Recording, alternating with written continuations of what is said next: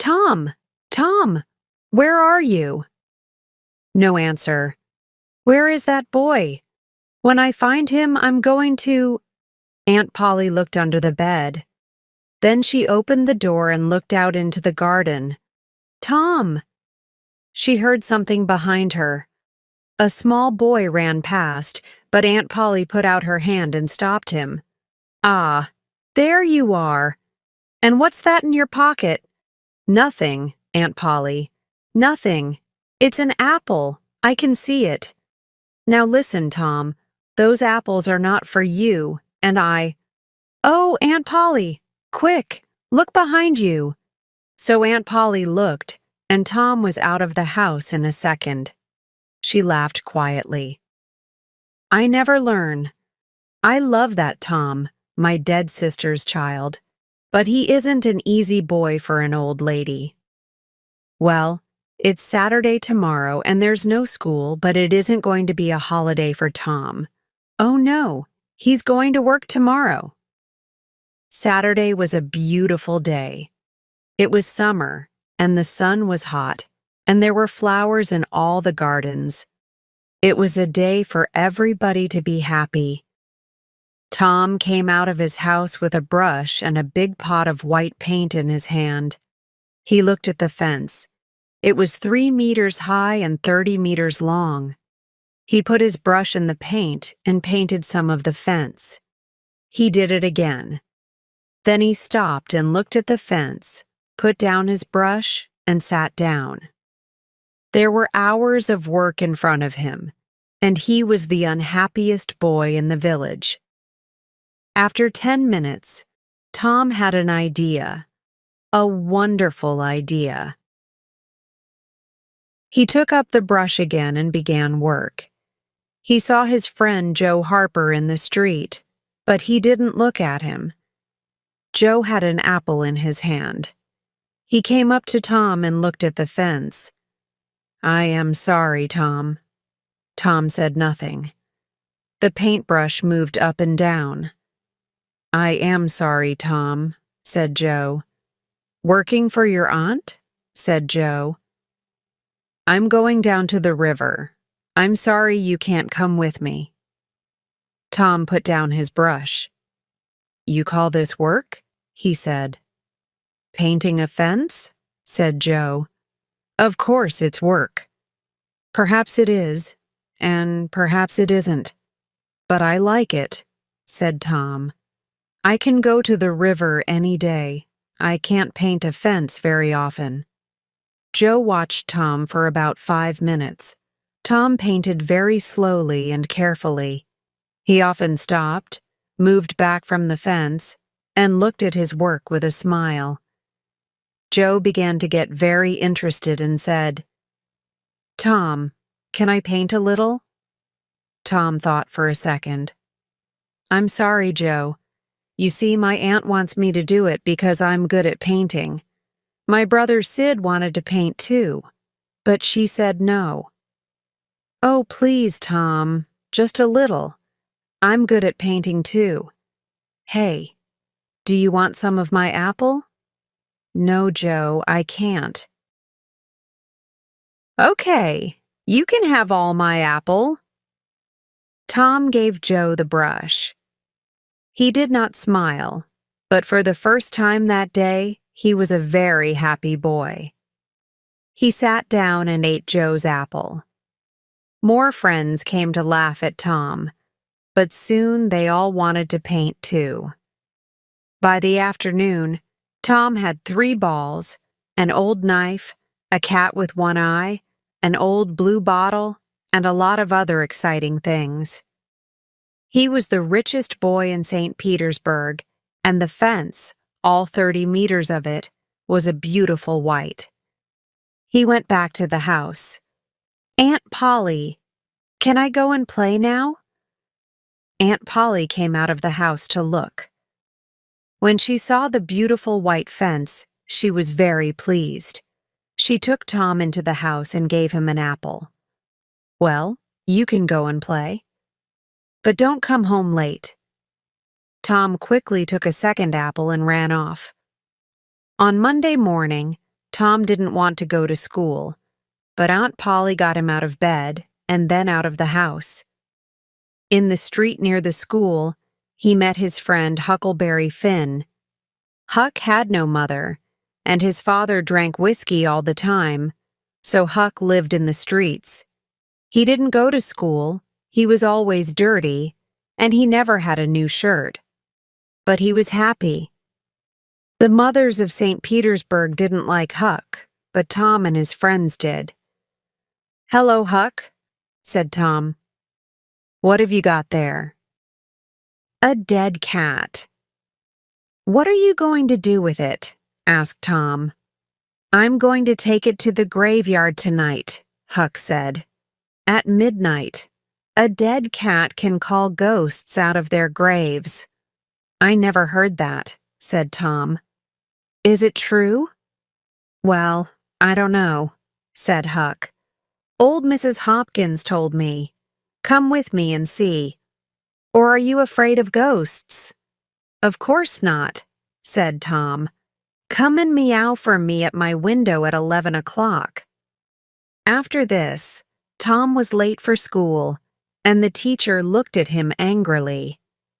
"Thomas Sawyer, why are you late again?" he said. Tom began to speak and then stopped. There was a new girl in the schoolroom, a beautiful girl with blue eyes and long yellow hair. Tom looked and looked. Oh, how beautiful she was. And in 2 seconds, Tom was in love. He must sit next to her. But how? In the girls' half of the room, there was only one empty chair, and it was next to the new girl. Tom thought quickly and then looked at the teacher. "I stopped to talk with Huckleberry Finn," he said. The teacher was very, very angry. Boys were often late for school. That was bad, but talking with Huckleberry Finn was worse. Much worse. The teacher took his stick, and 2 minutes later Tom's trousers were very hot, and the teacher's arm was very tired. "Now, Tom Sawyer, you go and sit with the girls." Some of the children laughed. Tom walked to the chair next to the new girl, sat down, and opened his book. The other children began to work again. After 10 minutes, the girl looked up. There was an apple on the table in front of her. She put it back on Tom's half of the table. A minute later, the apple was in front of her again. Now it stayed. Next, Tom drew a picture of a house and put it in front of her. "That's nice," the girl said. "Now draw a man." Tom drew a man next to the house. The man was taller than the house, and he had very big hands and very long legs. But the girl liked him. "Can you draw me now?" she asked. Tom drew a girl next to the man. "You draw beautifully. I can't draw pictures." "I can teach you," said Tom, "after school." "Oh, please." "What's your name?" Tom asked. "Becky. Becky Thatcher." Just then Tom felt a hand on his head. It was the teacher. He took Tom by the ear and moved him back to his chair in the boys' half of the room. Chapter 2. In the graveyard, that night Tom went to bed at 9:30. He waited for Huck's meow, and at 11 o'clock it came. He climbed quietly out of the bedroom window, and then he and Huck walked out of the village with the dead cat. The graveyard was on a hill, about a mile from St. Petersburg. When the boys got there, they put the dead cat on a grave and sat down behind some trees. They watched and waited. It was very dark and very quiet. "Do you see that new grave there?" whispered Huck. "That's Hoss Williams' grave. He died last week." "Perhaps he can hear us," Tom whispered back. "Do you think he can, Huck?" I don't know, but Shh. Oh, Tom, what is it? Shh, whispered Tom. I can see something. Look. Huck moved nearer to Tom. Ghosts, he said. 3 of them. They're coming here, Tom. Oh, let's go home. They can't see us, Tom whispered. Not here. Ghosts can see through trees, said Huck unhappily. They can see through everything.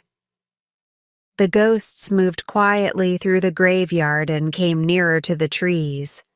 Huck and Tom watched, very afraid. Then, after a minute, Huck said, Tom, they're not ghosts. That's Muff Potter. So it is. And that's Injun Joe. And the other man is Dr. Robinson. What are they doing here? They're grave robbers, Tom. They're going to rob a grave. My father told me about it. The doctor wants a dead body, you see. He cuts it up because he wants to learn about— Shh, said Tom. They're getting near. The 3 men stopped at Hoss Williams' grave, and Injun Joe and Muff Potter began to dig. 10 minutes later, the grave was open. Now, doctor, said Muff Potter. You want us to take the body to your house? That's $5 more. No, said the doctor. I gave you the money this morning. I'm not giving you any more. Now you listen to me, doctor, said Injun Joe. I want that money. Do you remember a day 5 years ago? I came to your house and asked for something to eat, and you gave me nothing. So give me that money. He took the doctor's arm, but suddenly the doctor hit him and Injun Joe fell to the ground. Don't hit my friend, cried Muff Potter. He jumped on the doctor, and the 2 men began to fight. It all happened very quickly, and the 2 boys watched with open mouths. Injun Joe got up. He had Muff Potter's knife in his hand now, and he moved behind the doctor. Then the doctor hit Muff Potter on the head. Muff fell to the ground, and at the same moment, the knife in Injun Joe's hand went into the doctor's back. The doctor fell to the ground on top of Muff Potter, and he did not move again. The 2 boys could watch no more. Very quietly, they moved away from the trees and then ran out of the graveyard and back to the village. Injun Joe stood by Hoss Williams's grave and looked down at the 2 men. Then he put the knife into Muff Potter's hand and sat down. 3, 4, 5 minutes went by. Muff moved a little and opened his eyes. What happened, Joe? He asked. This is bad, Muff, said Joe. Why did you kill him? Muff looked at the doctor's dead body, then at the knife in his hand. Me? Did I kill him? His face went white and the knife fell from his hand. It's the whiskey, Joe. I never fight with knives usually. Oh, why did I drink all that whiskey tonight? I don't remember anything. It's okay, Muff, said Joe. I'm not going to tell anyone. You get away quickly. Go on. Go now. Muff Potter got up and ran away. Joe watched him for a minute. Then he carefully put the knife next to the doctor's body. Then he, too, left the graveyard. The next day, the sheriff's men found the doctor's body in the graveyard and Muff Potter's knife. That night, Muff came to the graveyard to get his knife. But the sheriff's men were there, and they took Muff to St. Petersburg's little jail. And there Muff sat for 4 weeks and waited for his trial. Tom and Huck could not forget that night in the graveyard. They were very unhappy and very afraid. What are we going to do? Said Tom. Muff Potter didn't kill the doctor. Injun Joe did. We saw him. I know, Huck said. But what can we do? We can't tell anyone. I'm afraid of Injun Joe. He's dangerous, and he's a killer. Do you want a knife in your back? Yes, I'm afraid of him too, Tom said.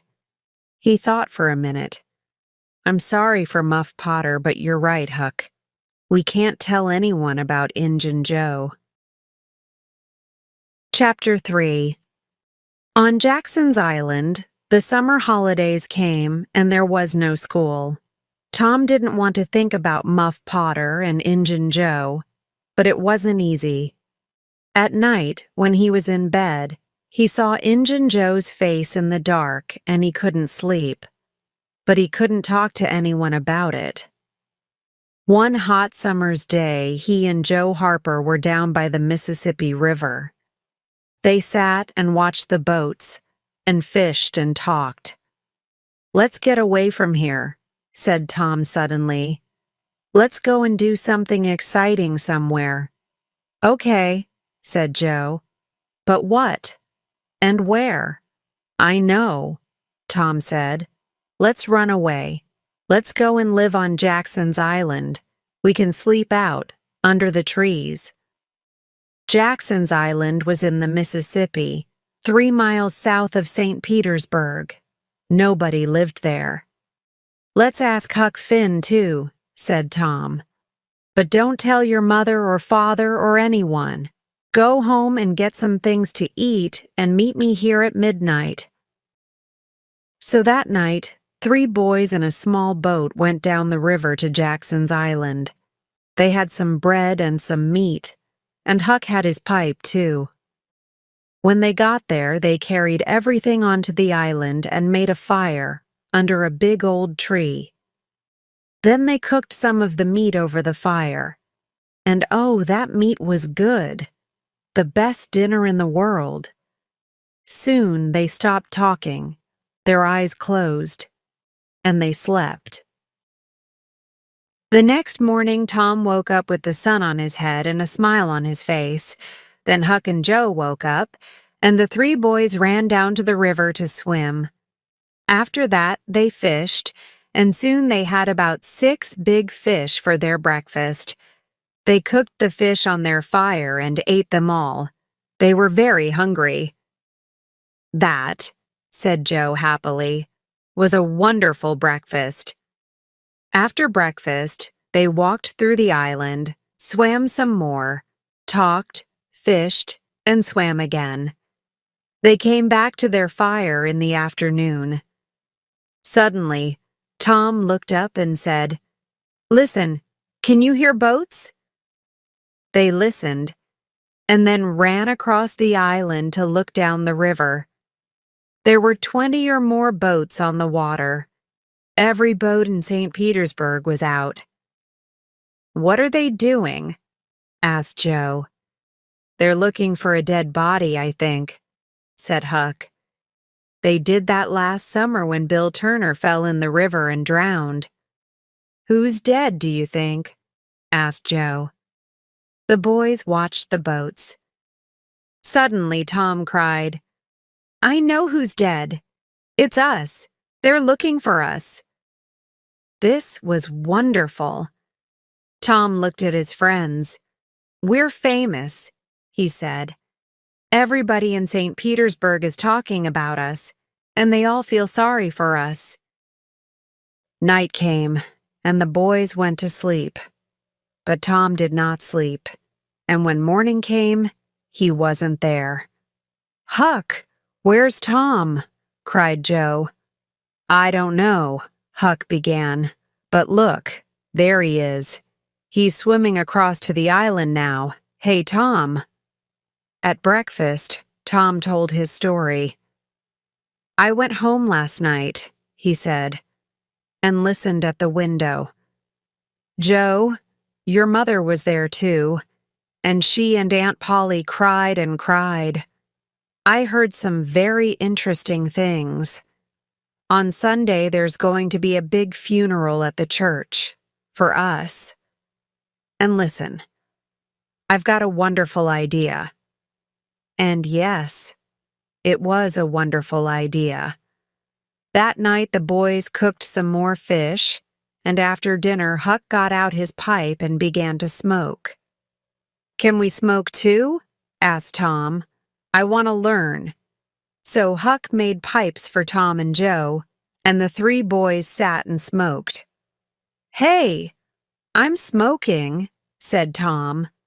"It's easy." "It's nothing," said Joe. "I'm going to smoke every day." But after 10 minutes, Tom and Joe got quieter and quieter, and their faces went an interesting color. "I'm going for a little walk now," said Tom. He stood up carefully and walked away into the trees. "Me too," said Joe quickly. The two boys came back an hour later, but they didn't smoke their pipes again. On Sunday morning, there were no happy faces in St. Petersburg. Aunt Polly and Joe's mother and father were in the church, and all the boys' friends. The minister said some very nice things about the three boys, and the boys' families cried and cried. Everybody cried. And little Becky Thatcher did not stop crying for 1 second. There was a small noise at the back of the church, but at first nobody heard it. Then the minister looked up and suddenly stopped speaking. Everybody turned to look. Their mouths opened and stayed open. And into the church came the three dead boys, Tom first, Joe next, and then Huck. For a second, nobody moved or spoke. And then the noise began. Aunt Polly and Joe's mother ran to the boys and took them in their arms. Aunt Polly cried and laughed and cried again. "Oh, Tom," she said, "you're a bad boy, but I love you." Suddenly the minister called out, "Oh, happy days! Sing, good people of St. Petersburg! Sing and be happy!" And everybody sang and smiled and laughed for a long time. It was St. Petersburg's happiest funeral. The weeks went by, and the judge came to St. Petersburg. On the day before Muff Potter's trial, Huck and Tom met in the street near Tom's house. Huck was unhappy. "Tom, you didn't tell anyone about, you know?" "No, I didn't." "But Huck, what about Muff? People are saying he's the killer, and he's going to die." "But we can't tell anyone about Injun Joe," said Huck. "I don't want to die too. Do you?" No, Tom didn't want to die, but he couldn't forget Muff Potter's face in the jail, old, tired, and unhappy. And Injun Joe was a free man. It wasn't right. That night, Tom came home late and very excited. He could not sleep for 2 or 3 hours. The next morning, all the village was at Muff Potter's trial. Injun Joe was there, too. Muff waited, a tired old man with a dirty face. The judge began the trial. Questions, questions, questions. Answers, answers, answers. And the answers were all bad for Muff Potter. "Yes, I found the knife in the graveyard next to Dr. Robinson's body. Yes, that's Muff Potter's knife. He always carries it. Yes, I saw Muff Potter in the village that afternoon. He had the knife with him then?" Muff Potter began to look more and more unhappy. Then the judge said, "Call Thomas Sawyer." St. Petersburg sat up. What did young Tom Sawyer know? Everybody looked at him and waited. "Thomas Sawyer, where were you on the 17th of June at the hour of midnight?" "In the graveyard." "Why?" "I went there to see ghosts, with a dead cat." St. Petersburg laughed, and the judge looked angry. "And where were you in the graveyard, Thomas?" behind the trees near Hoss Williams' grave. Injun Joe's face suddenly went white. "Now, my boy," said the judge, "tell us your story." And so Tom told his story, and St. Petersburg sat and listened to him with open mouths. And then Muff Potter fell, and Injun Joe jumped with the knife, and crash! Injun Joe jumped through the window and was out and away in a second. St. Petersburg loved Tom for a week, but Tom was not happy. Injun Joe was not in jail, and he was a dangerous man. Tom slept badly for weeks. The slow summer days went by. Injun Joe did not come back to St. Petersburg, and Tom began to forget. Chapter 4. Treasure. There is a time in every boy's life when he wants to go and dig for treasure, and that time came for Tom. So, one hot summer's day, he went to find Huck. Huck liked the idea of treasure. "Where are we going to dig?" he asked. "An old dead tree is best." "Who puts the treasure under old trees?"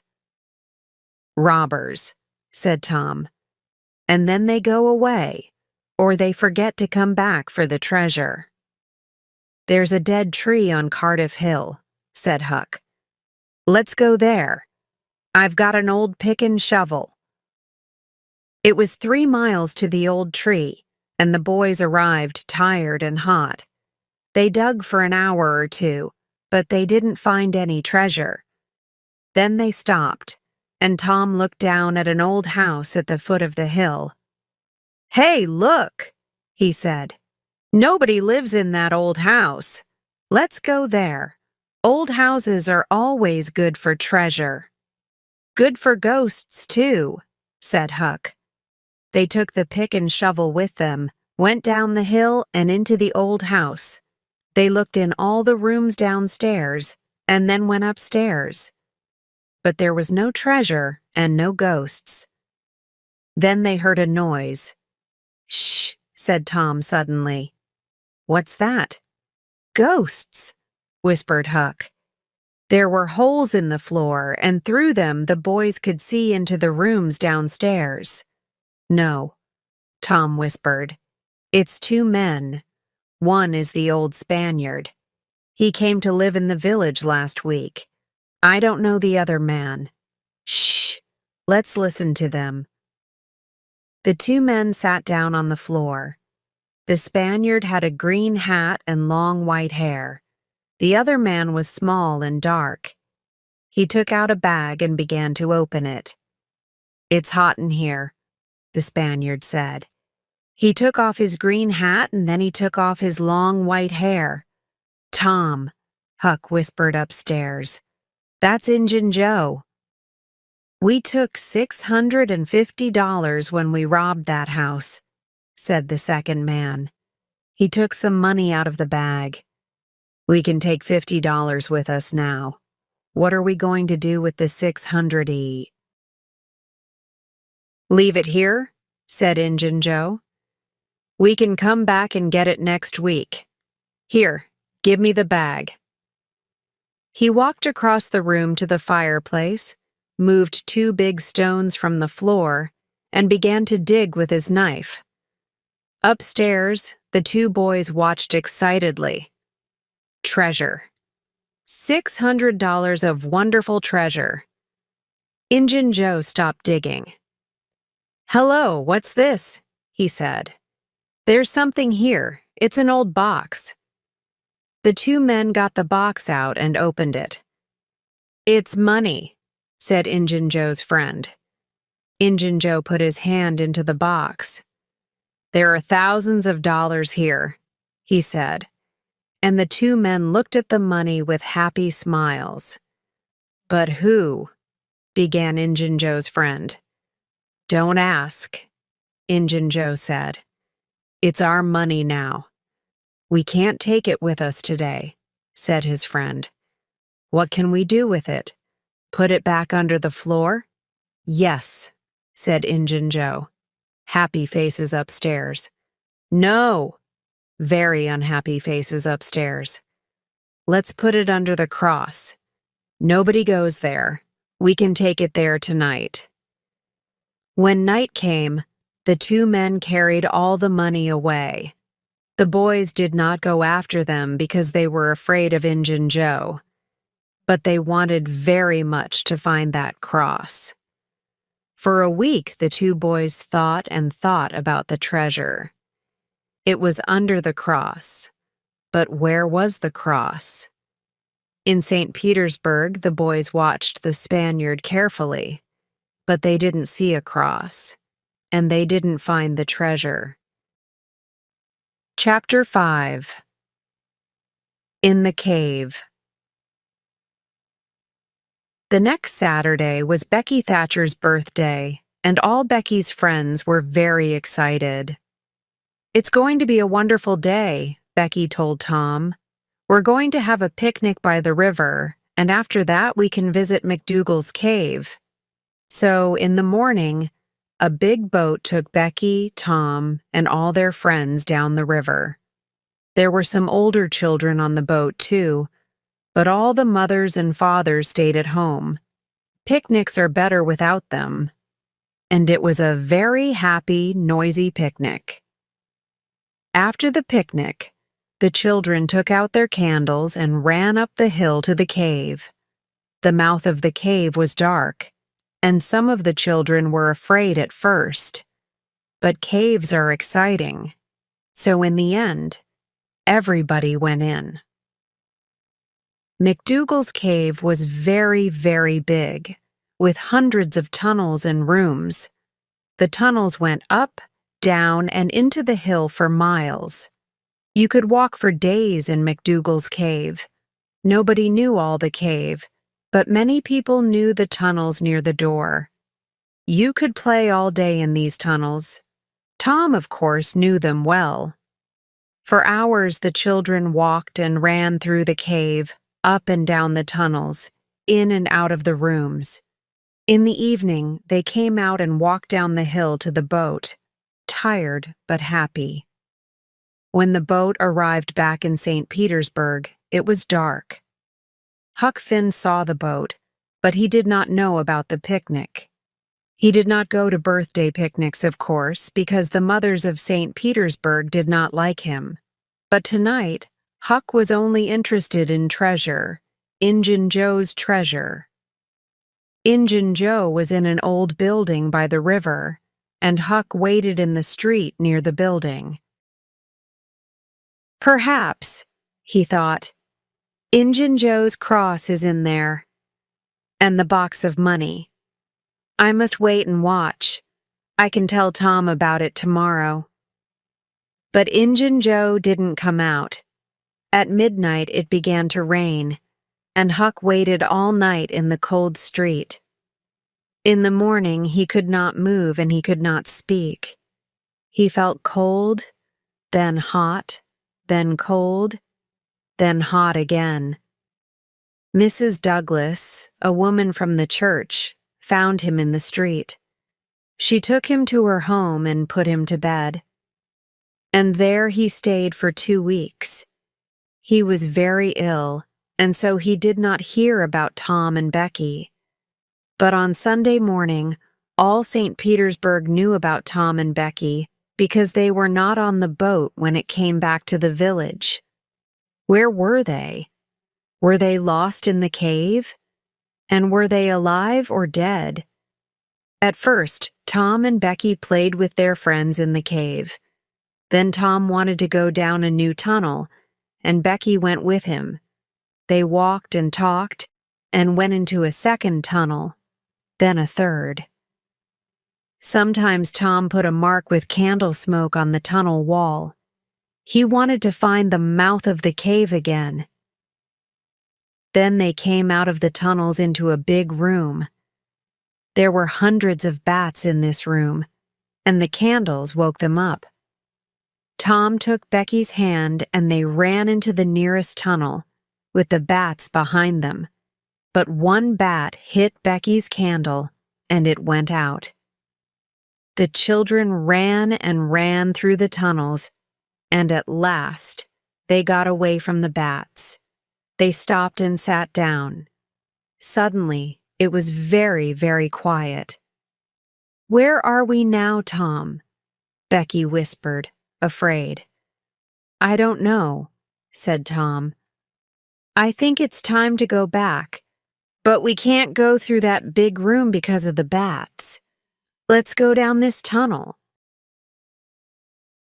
They went down one tunnel, then a second, a third, a fourth. Then they wanted to find the big room with the bats again, but they couldn't. Becky began to cry. "Tom, we can't get out. We're lost, Tom. We're lost." They walked and walked. When they were tired, they sat down. Then they got up and walked again. Time went by. Was it day or night? They didn't know. Then Tom wanted to find water. They had nothing to eat, and they must have something to drink. They found a very small river and sat down next to it. "Becky," said Tom, "we must stay here, near this river. This is our last candle and—" He did not finish, but Becky understood. "Tom?" "Yes, Becky.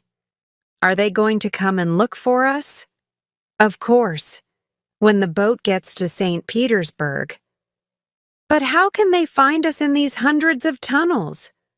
"Oh, Tom, Tom, we're going to die in here." Becky began to cry again. Then the candle went out, and the two children were in the dark. They sat for hours and hours. They slept a little, then woke up, then slept again. Was it Sunday now? Or Monday? Suddenly, Tom sat up. "Listen, somebody's calling." The two children listened. They heard it again, a little nearer. They called back. Then they began to walk down the tunnel in the dark with their hands on the wall. They stopped and listened again, but now they couldn't hear anything. Slowly, they went back to their river. They slept again and woke up very, very hungry.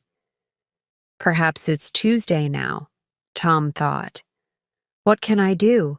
I must do something." Then he had an idea. "Becky, listen. I've got a long string in my pocket. I can go down some of the small tunnels and get back to you with the string. You wait here." Slowly and carefully, Tom went down the first tunnel on his hands and knees. Then the tunnel wall on his right finished, and there was nothing. Tom put out his hand to feel the floor, and just then, away to his right, he saw a hand with a candle. At once, Tom called out, "Help!" he cried. The hand moved, and Tom saw an arm and a face. It was Injun Joe. Tom was very afraid, but Injun Joe was afraid too, and he quickly ran away down the tunnel. Tom went back to Becky, but he did not tell her about Injun Joe. Tom waited for an hour, then went into a different tunnel with his string. Then a third tunnel. It was Tuesday evening, and St. Petersburg waited. Many of the villagers were in the cave, and they looked for the children day and night. But they heard nothing, saw nothing, and found nothing. Then, late that evening, there was a sudden noise in the streets. People began to run to the Thatcher's house. "They're here! Becky and Tom are here!" Most of the village came to listen to Tom's story. "It was in the 6th tunnel," he told them. "I went to the end of my string and suddenly I could see daylight. There was a little hole in the cave wall. I put my head out, and there was the river, right under my nose. I went back and got Becky, and we climbed out through the hole." Then we stopped a boat on the river. We were 5 miles from the mouth of the cave. Tom was very tired after his 3 days in the cave, and he went to bed and stayed there for 2 days. He heard about Huck and went to see him on Sunday, and then every day. But Mrs. Douglas was always in the room. "You can just say hello," she told Tom. "And then you must go. Huck is very ill and he needs to sleep." So Tom could not talk about anything exciting, and he could not tell Huck about Injun Joe. One day, about 2 weeks after the picnic, Tom was in Becky's house, and her father came in. "Well, Tom," Mr. Thatcher said, "would you like to go back to the cave again one day?" "I'm not afraid of that cave," said Tom. Mr. Thatcher laughed. "There are a lot of people like you, Tom, but nobody's going into the cave again. There are big doors across the cave mouth now, and nobody can open them." Tom's face went white. "But Mr. Thatcher, Injun Joe's in that cave?" An hour later, 50 men were at the cave, and they opened the doors. Injun Joe was on the ground, dead, his face to the door and his knife in his hand. Chapter 6. Under the Cross. The day after Injun Joe's funeral, Huck was out of bed. He and Tom walked slowly out of the village. They had a good long talk, and Huck heard all about the picnic, the cave, and Injun Joe. "We're never going to find the money now," said Huck. "Huck," said Tom, "the money isn't in St. Petersburg. It's in the cave. I know it is. Why was Injun Joe in the cave? Because he took the box of money there, right?" Huck looked excited. "Say that again, Tom. The money's in the cave, and we can get to it easily. Let's go there now. I've got some candles and a long string. We can take a boat and put it back later." 20 minutes later, the boys were in a boat on the Mississippi. They went 8 miles down the river, and then Tom stopped by some small trees. "Here we are," he said. Tom's hole was just behind the trees. Tom took a candle and climbed in. Huck climbed in after him. "Injun Joe never found this hole," said Tom. "Or he did find it and couldn't get through it. It's very small." The boys went carefully through the tunnels with their string. Then Tom stopped. "I saw Injun Joe about here," he said.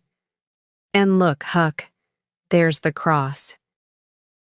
There was a big smoke cross on the tunnel wall. The boys looked up and down the tunnel, but there was no box of money. "Injun Joe said under the cross," said Tom. "Perhaps it's under the ground. Look, we can move these stones." The boys took their knives and began to dig by the tunnel wall. Very soon, they found a second, smaller tunnel under the wall. They climbed down into it and came into a small room. There was a bed, 2 whiskey bottles, some old shoes, and the box of money. When somebody finds treasure, everybody hears about it very quickly. The 2 boys carried the box through the village, and when they got to Aunt Polly's house, half the village was with them. Everybody went into the house. "Oh, Tom, Tom!" cried Aunt Polly. "What is it now? And what have you got there?" Tom put the box on the table and opened it. There were $12,000 in that box, and suddenly, Tom Sawyer and Huckleberry Finn were the richest people in St. Petersburg.